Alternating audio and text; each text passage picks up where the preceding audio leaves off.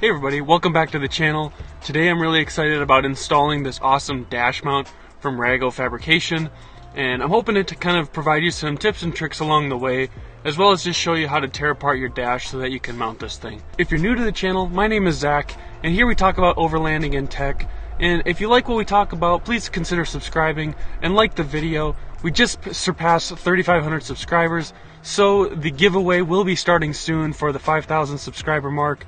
So stay tuned for those details because I will post about that so that you all can get entered into win. There is a little bit of drilling involved and it's not super difficult, but I will just mention that it's not going to be something that just sticks onto your dash.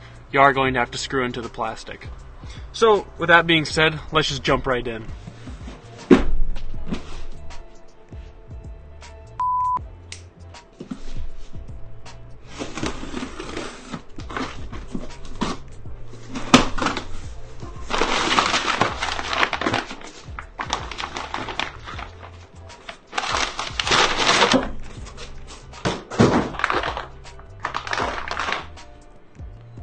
So this is the right side bracket, and this is the left side bracket.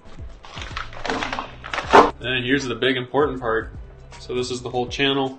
This follows the contour of the head unit, so this sits right up on here, and you look towards this. So, and then each one of these mounts on this bracket like this.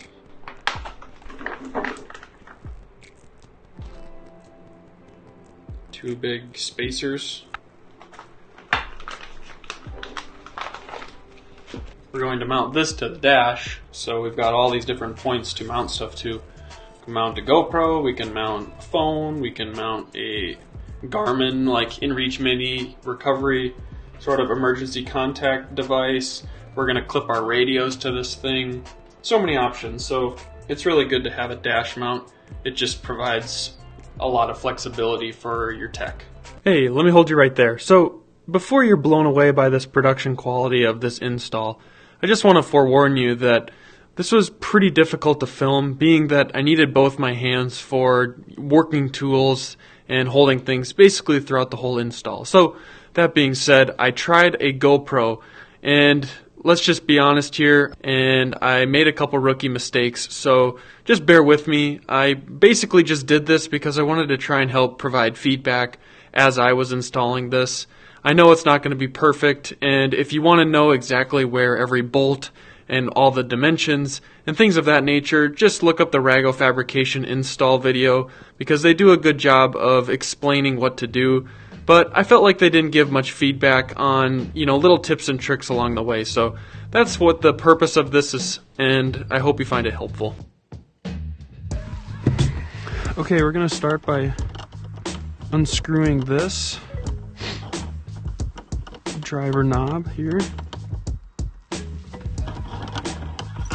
There we go. And we've got to also unscrew this knob.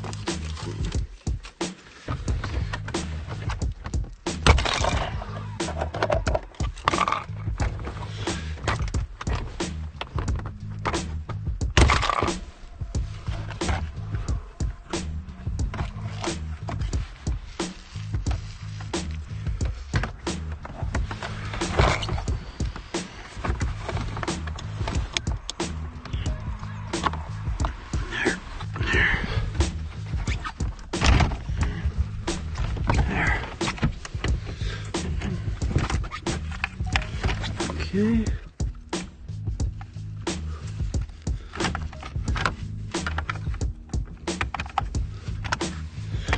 Next, they recommend you put these little spacers up on top of the radio, and I don't think there's any specific area that you need to put these, but just kind of like space them out nicely. And then we're gonna set this dash mount on top of it. Now, if you look on the left here, there's like, it follows the contour, and same with probably on this side. So what you want to do, you want to line this up as close as you can while still keeping the whole dash pushed back. So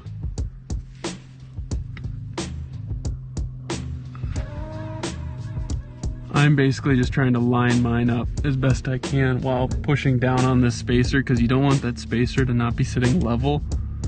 So I might go with that right there.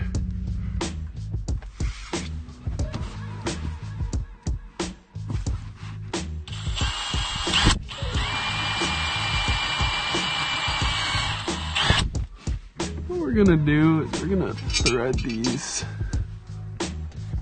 through the spacers, because that'll kind of hold these spacers in place for marking the other hole.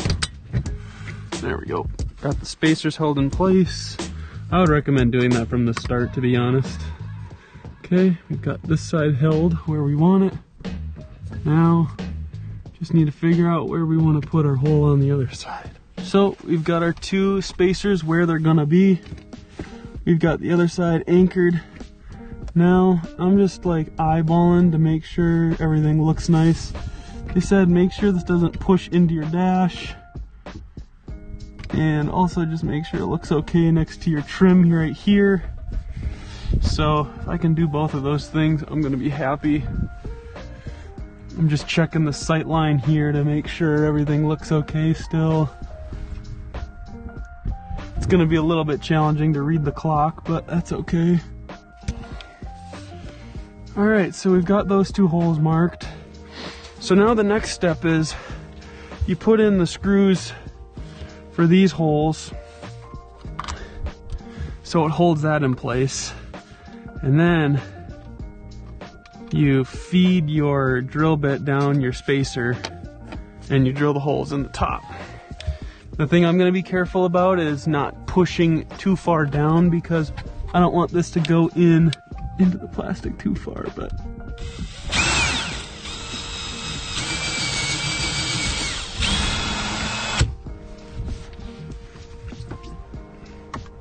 alright. Now that's pushing through. Now for the other side. Feed it down through that spacer.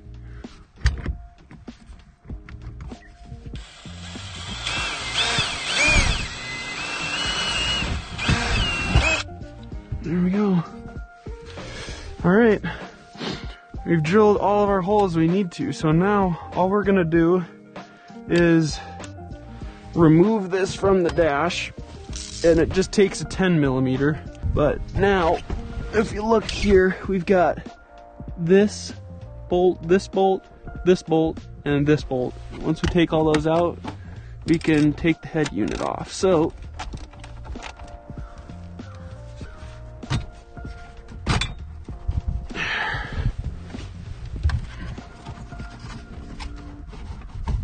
this thing is heavier than you would expect.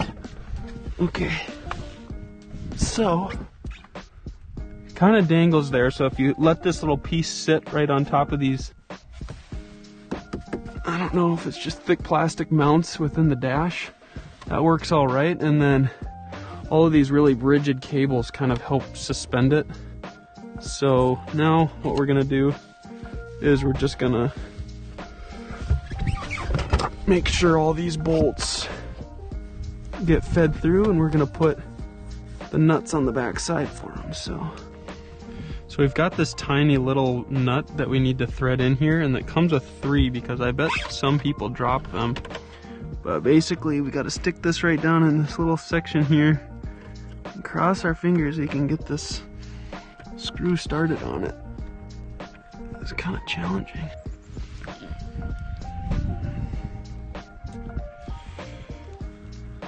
Now the next one is just a washer in the screw, so this one's a little bit easier to get to as well. So if you can see that in there, we're just gonna tighten this screw as best we can, and then set this washer on there with our needle nose.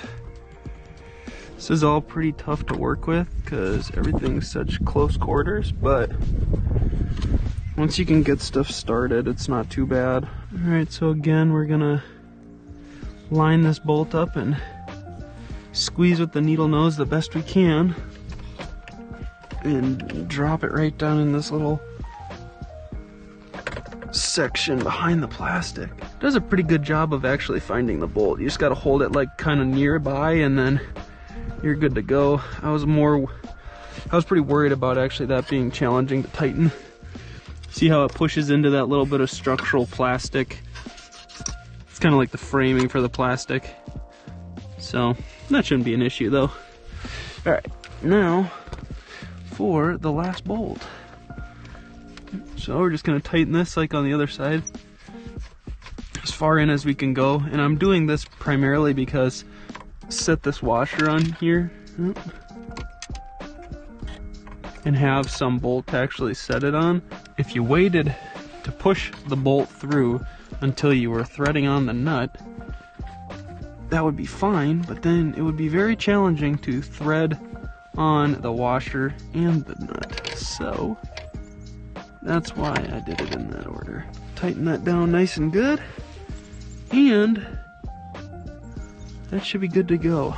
Alright, so now that we've got that all screwed down, I believe we just have to put this thing back on. So I'm gonna just double check this other bolt on top here, make sure it's tight. Alright.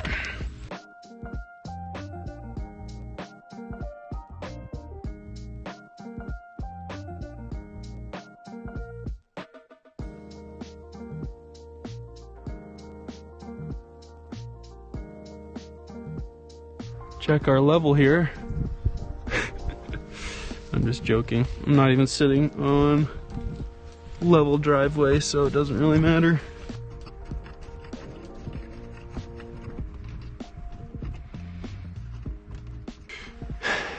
There you have it. Thanks for tuning in for another video. I hope this dash install was helpful for you, and I hope it was nice supplementary content to the install guide that, you know, typically people would watch to set up this dash mount. So with that being said, thanks again for watching. Like and subscribe, and I'll catch you guys all in the next video.